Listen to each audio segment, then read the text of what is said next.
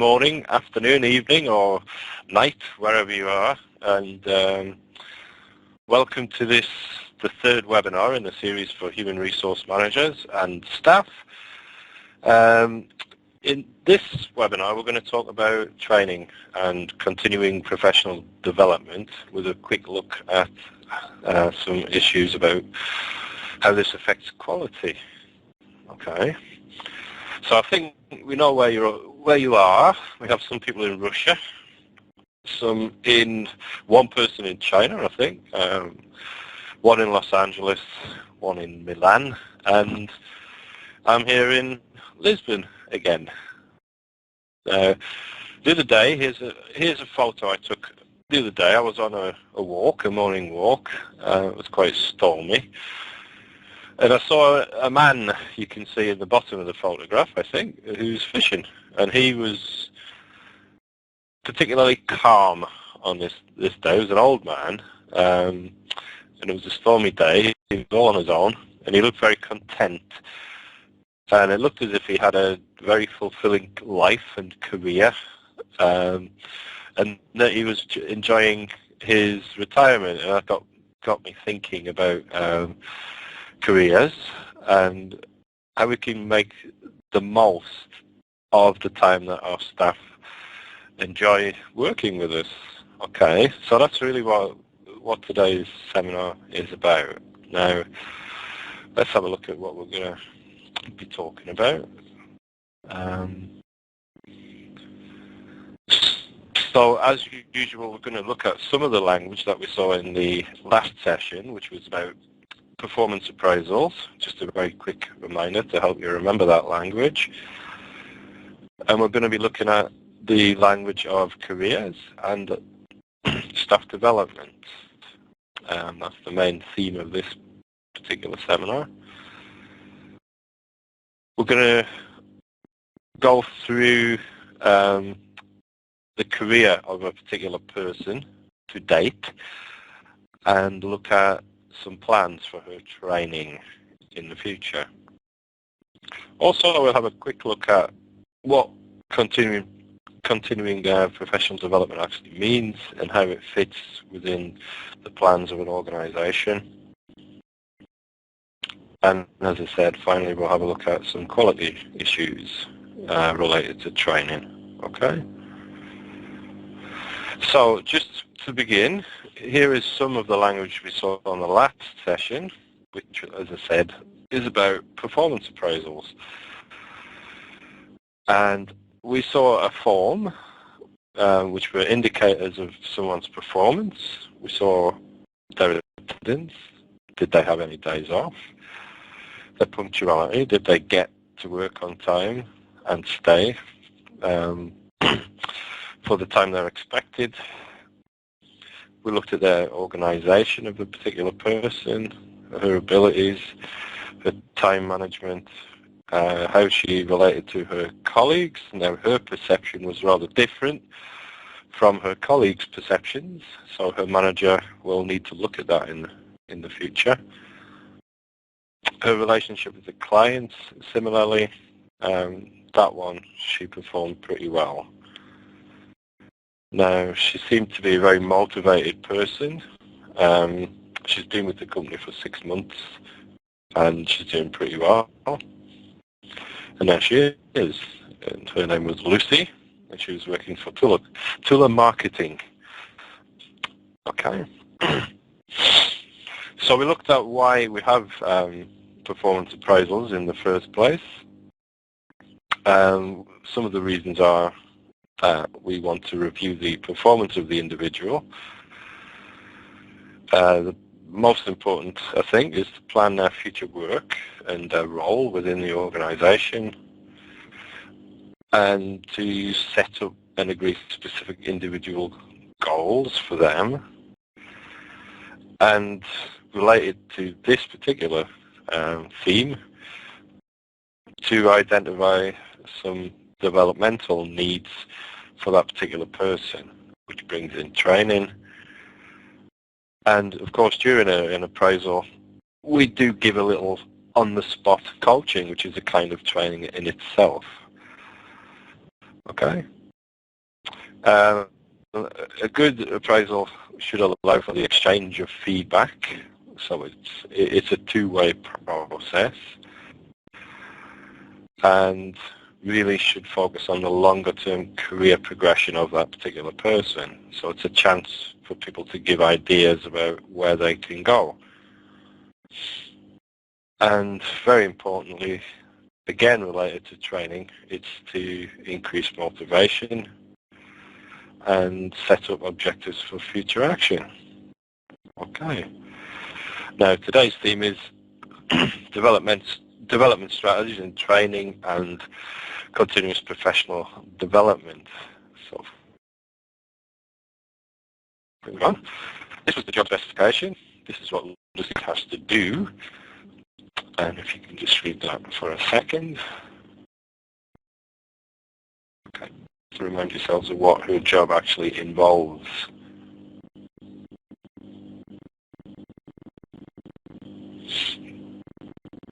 Okay, so it's very specific, but there will be gaps in her skills. And that's probably where training comes in. Okay. So that's Lucy's job, and as an HR manager, we would hope to identify the gaps in her skills to make sure she can actually fulfill that role to the best of her ability. Now, I don't know if you're familiar with this. This is something called an aptitude competency matrix. That's something I use as an HR person. If you just study that for a moment, so we've got on the left, we've got the attitude of the person. I think Lucy has shown that her attitude might be a problem. At least her colleagues think so.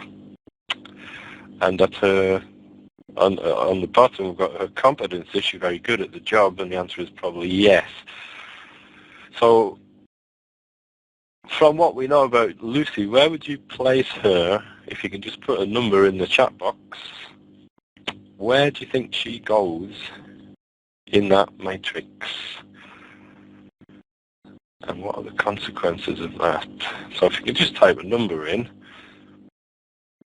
from what you know about this person. So remember, she is perceived to be quite argumentative by her colleagues, but she doesn't think so. But her other KPI has been extremely good. She's performed very well in her first 6 months. So yes, we've got a 4, which is not very good. And we've got a 3. Okay. Yeah. Or is it a 2? Alexis put a 2. Okay. I think that's quite dangerous, Anton, to have a 4. I always classify stuff by 1, 2, 3, or 4 myself. And I'd watch out for number 4s. So maybe we're going to have to watch out for Lucy in the future. But okay, that's just a bit of the game. And like usual, you'll see all this on the PDF that you get after the session. Okay. All right, so let's move on to looking at some language associated with careers, personal skills and qualities.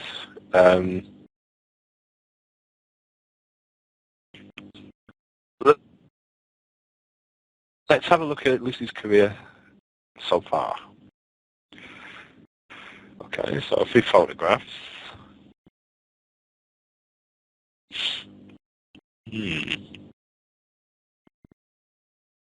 Okay, so these are some things that have happened in her career.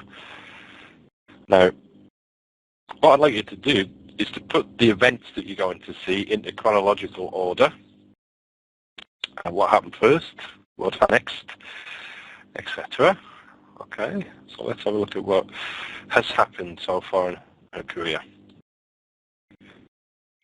These are all in the wrong order, so I want you to try and put that to the chronological order, the order in which they actually happened. So she was offered a position as an assistant manager to the marketing director of Wilco's, which is a retail company in the UK.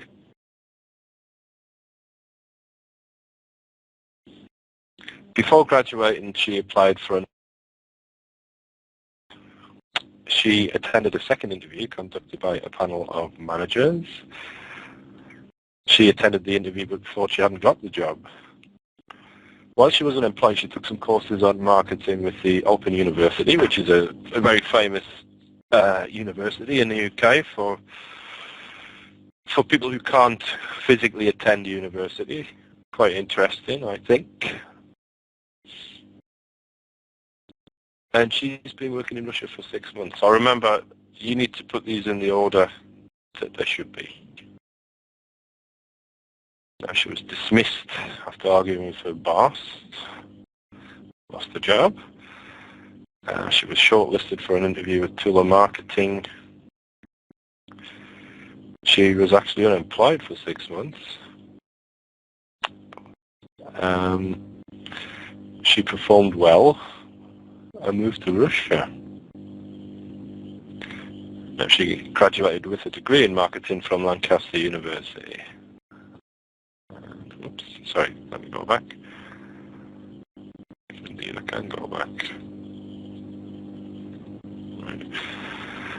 Just so you can see those, so take a minute and decide. Technical problems today. Okay, decide which order these things actually occurred in her career. So, Lucy Luca graduated from Lancaster University with a degree in marketing, and before graduation she applied for a number of different jobs. She was offered a position as assistant to the marketing manager at Wilko's, but was dismissed after arguing with her boss, after which she was unemployed for 6 months. During this period, she took a number of courses on marketing with the Open University. She was shortlisted for an interview for a job at Tula Marketing, but wasn't successful the first time round. However, she was asked back for a second interview and was offered the position in Russia, where she's been for the last 6 months. She performed well in the interview and has recently completed her first performance appraisal. She said that one of her goals is to attend as many training sessions as she can to continue developing as a marketing executive. Okay, so I'll just read through that again and you can follow. So Lucy Luca graduated from Lancaster University with a degree in marketing, and before graduation she applied for a number of different jobs.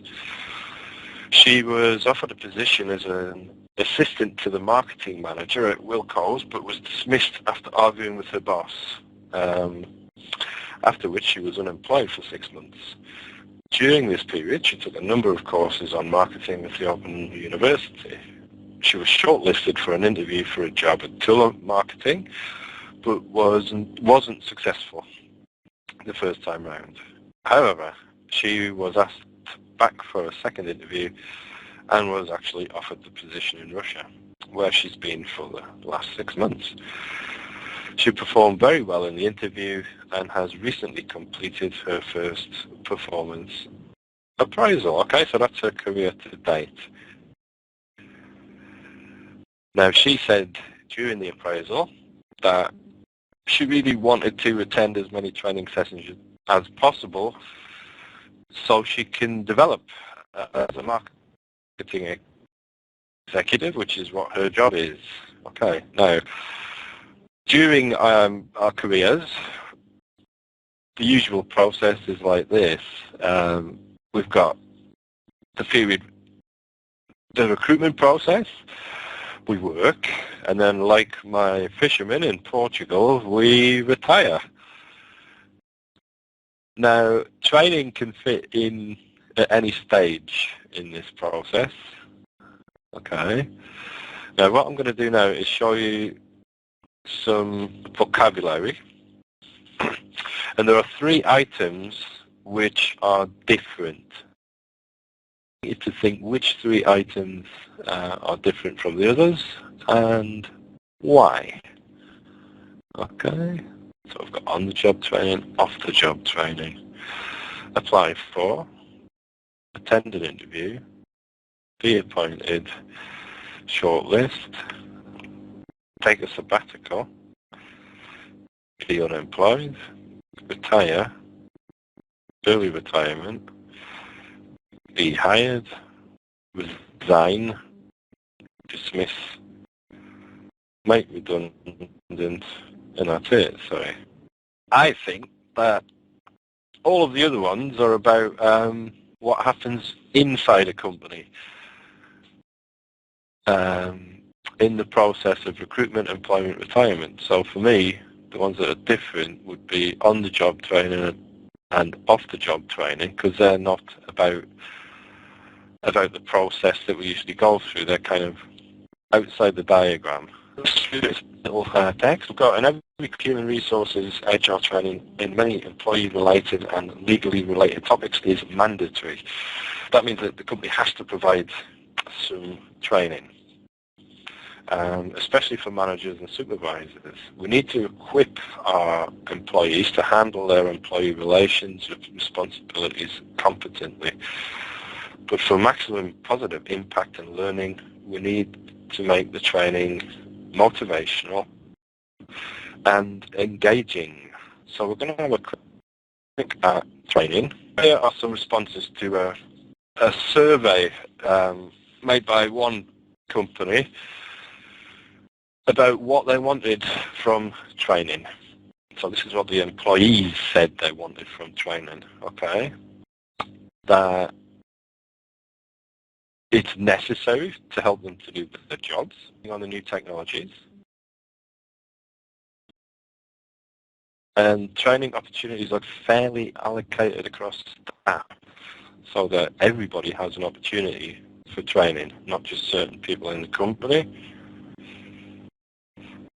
Supervisors support employee efforts to learn outside the job.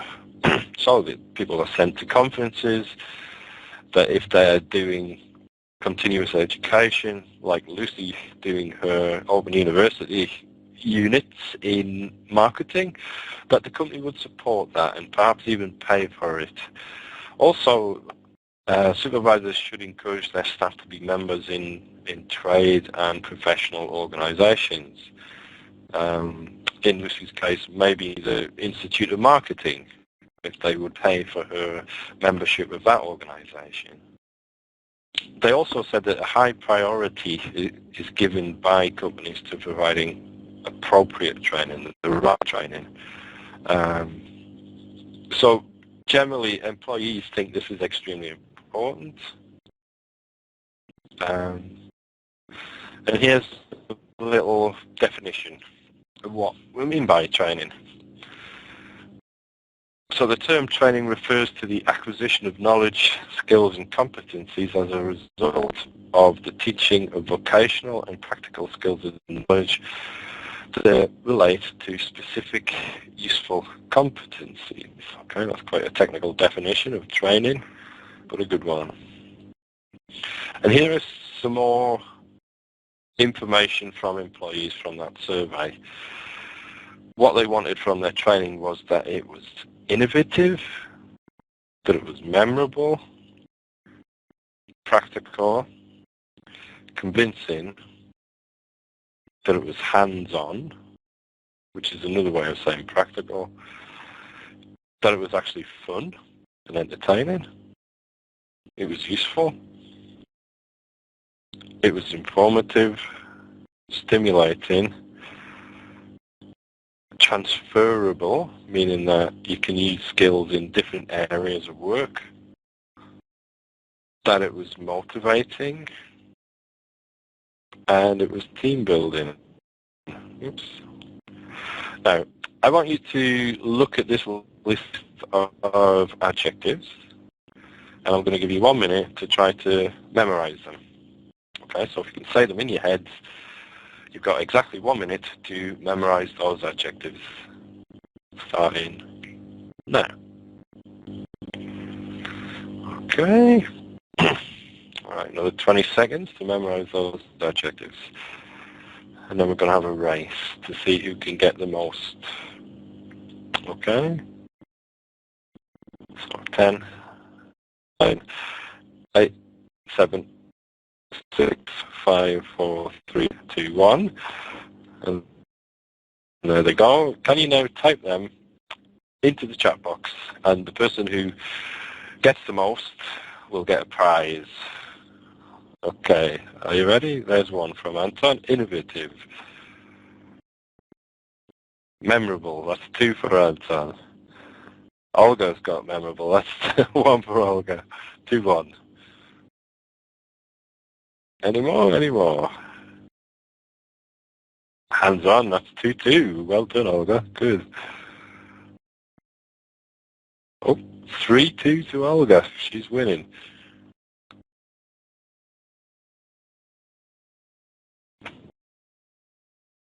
Four two. Excellent. So far it's 4-2. Olga, she's winning. Fantastic. Okay. Oh, almost.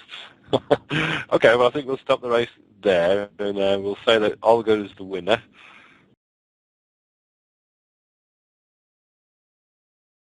Okay, so remember that these were things that employees actually said. These adjectives were used by them to describe what they actually wanted from their training. And interestingly, probably not all of them, no, but these were the top ones. So I think interestingly they put entertaining, that it's fun. Yeah, she must have been making notes, or maybe she's got a good memory. Okay. So this is what I want in general from training, and I do think it's interesting that it says entertaining, but maybe that helps people memorize things a bit better. Okay. Okay, so let's continue on with that idea about training. Now, do you agree with these statements? Creating and offering professional development opportunities is an integral part of HR management. A little mistake there. Do you agree or disagree? Integral part, an integral part, meaning it's really important. So if you can type yes or no, if you agree or disagree.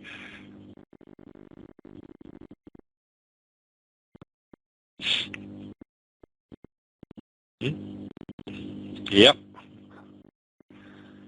Anton, I think so. I would agree. Okay, just one vote on that one. Here's another one, and Perry says yes as well. Okay, staff training should have impact,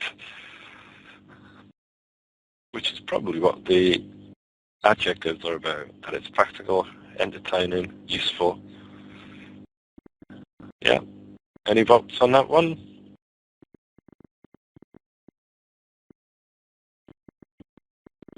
Well, I think so. Okay. Everyone's a bit quiet about that one.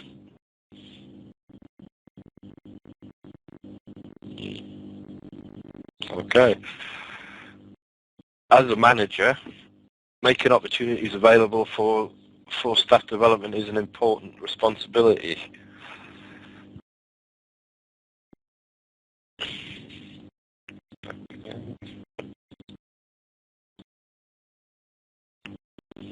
Do we have any votes on that? Yep, helps motivation. Indeed it does. That's a key theme, I think, of training. Perry agrees. Okay. It adds value. Continuing professional development adds value to both the individual and to the organisation. Agree or disagree? I think most of us probably agree with that.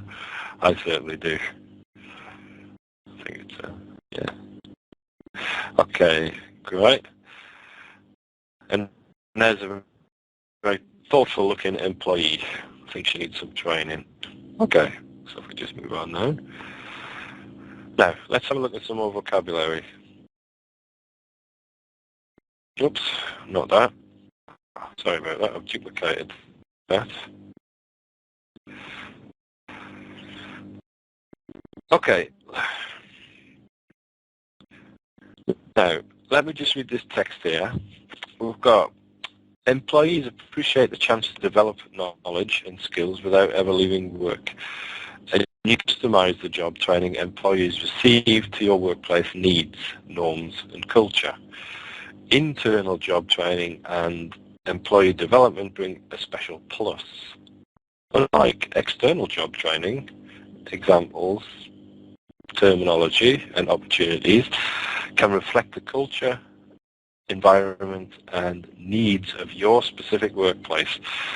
Now, from this list on your left, which expression is that describing? Which of those expressions on the job training, apply for, attend a meeting, which one of those does that text describe?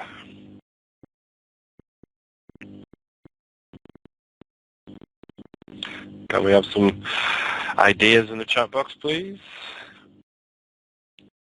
Is it attending interviews? Is it off-the-job training? What is it?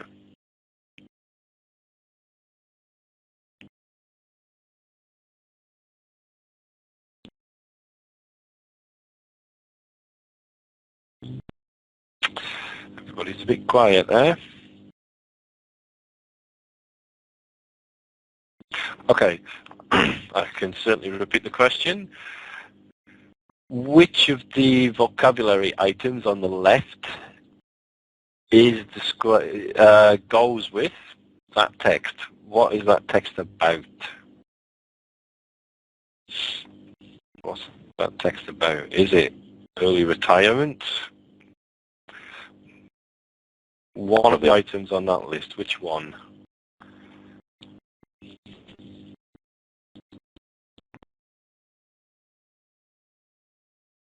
Can't see the text. Can you see the text?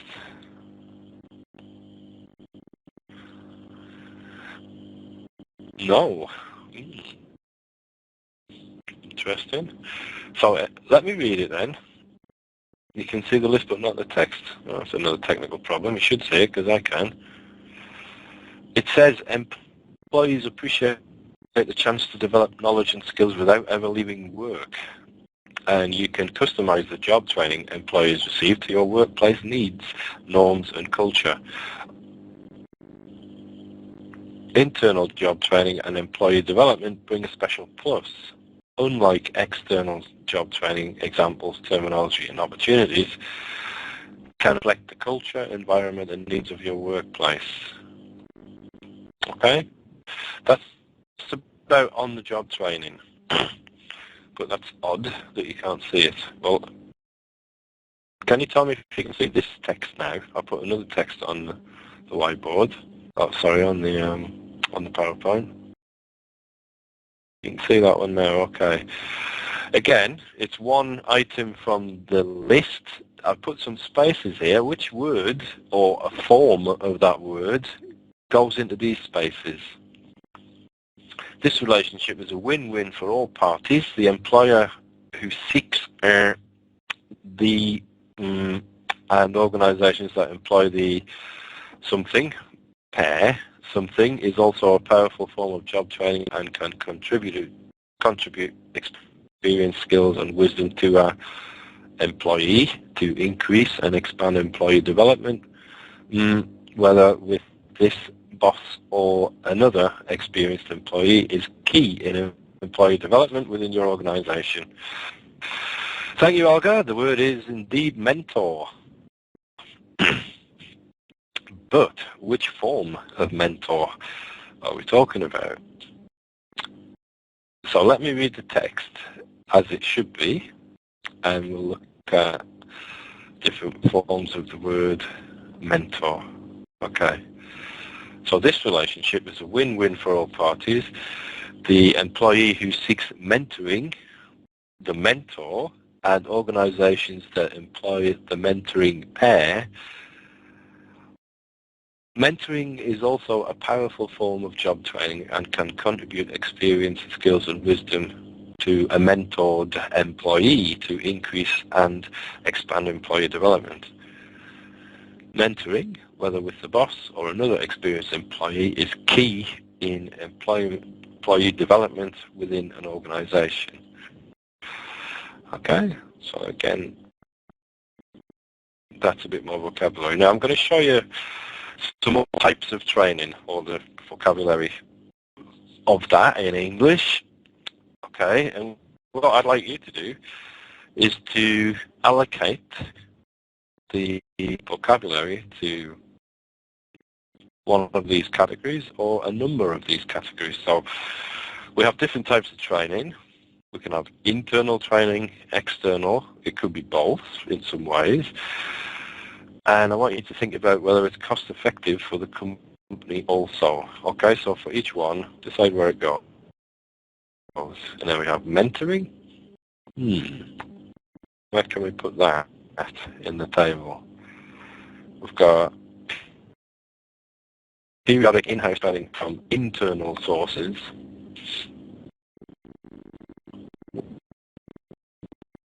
From external sources. Seminars, conferences, sessions, presentations, promotion, meaning getting a better job within the organization, going up a step. Transfer means doing a different job but at the same level within the organization. And what do you think that one is? A lateral move. Well, I won't say quite yet. So I want you to think internal to the company, external, both are possible, and are these things cost effective?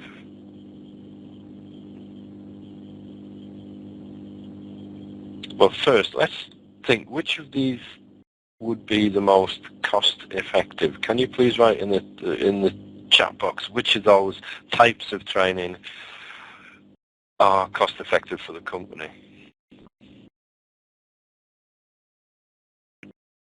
So that it don't cost much, or indeed don't really cost anything.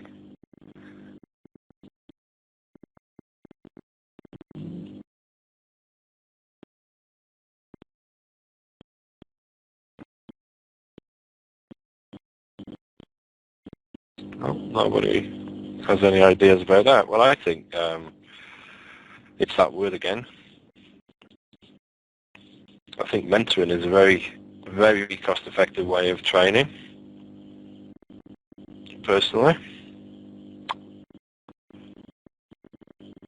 And I think generally internal training is a lot more cost-effective if you've got the resources there, if you've got the people. Why not use them? And any way you can do that is better. So personally, I'm in favour of in-house training as the big part of the plan. Okay, so let's move on. There are no right answers to this one.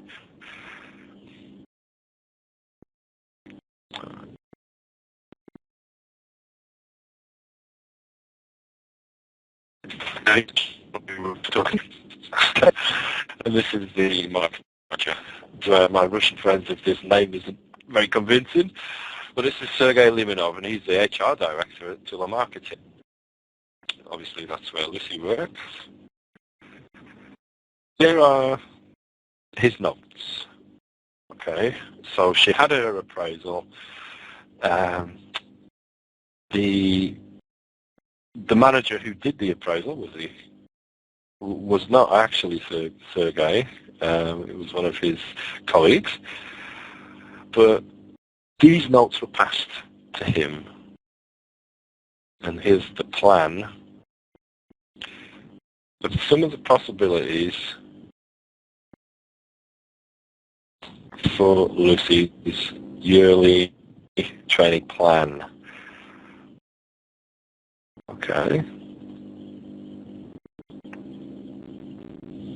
So let's have a look at those. So these are some of the things that she could go to.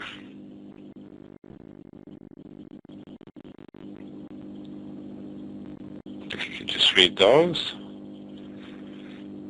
Now I'd like each participant to type in 3 of those that they think are important for this person to do. Remember in the job description.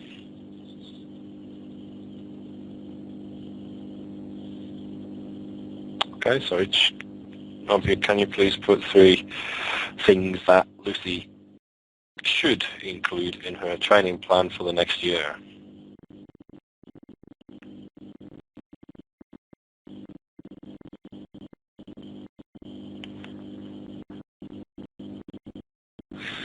Yep, business communications.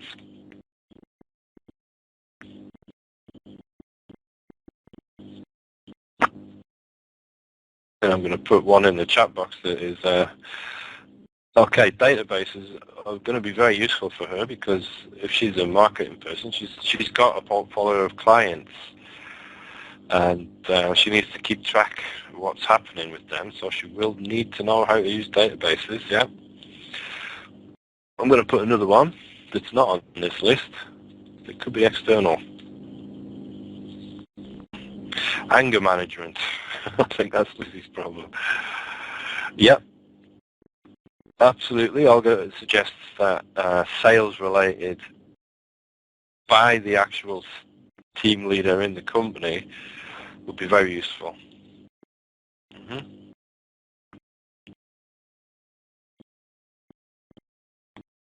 Okay. So we've got a few suggestions about things that she should do. Which, yeah, obviously she's a marketing person, so she's already got a degree in marketing and she's doing some external training with the Open University. However, she's in a new market, which is the Russian market, and also she's going to be part of a campaign in Western Europe for telemarketing. So that is very, very important that she has the right skills for that. Okay. Again, you'll see these items on the PDF. Okay. So let's move on to continuing professional development, which is a longer term view of training. And just some more items of vocabulary about what this does, why it exists at all. So it's to develop the personal mastery of an individual at their own job. If you take a continuing professional development view, it helps, I don't know if you're familiar with this term, the learning organization, but if everybody is motivated, the organization itself will progress, because as each person learns, the organization itself learns. Okay. TQM, total quality management, so that's the relationship between long-term training and what happens at the end of it in terms of sales, in terms of the perception of people of your company and services. That is, it's a form of quality assurance. We need to think about people being in different phases of their career. So in my field, teachers, you can divide them into quite broadly novice and medium range and very experienced, and each of those types of teacher needs a very different type of training. So that's quite important to know. Job satisfaction, pretty obvious. It also gives people flexibility in the type of skills that they can use, so that if there's a problem, that person can do somebody else's job if necessary. So training really helps with that. And having a diverse range of skills, again, can help when things are needed to be done. So basically extending and stretching, challenging people just that little bit to make them have a full range of skills that they can use at their job. Okay. Career progress. Well, training helps people do that. And very importantly, it adds value to the whole company, I think. So a few things for you to think about in your own worlds about CPD. What role does it actually play in your own organisation? Now, if you'd like to start a discussion about this on a social network, if you write to us, we'll give you some links so that we can start actually talking about this as an ongoing issue. Okay, I think this is very important to discuss. What role does continuing professional development play in your own organisation or ones that you've known in the past? Okay. What differences in personal development characteristics and motivation characterise your own staff at different phases in their careers? So that if you're a salesperson, think about somebody who's new to sales, what type of training do they need? If it's somebody who's in the mid stage of their career as a salesperson, what could you do to help them improve their performance and widen their skills repertoire? Okay, so just a couple of questions that we might talk about on our social network if you're interested. And also one last question.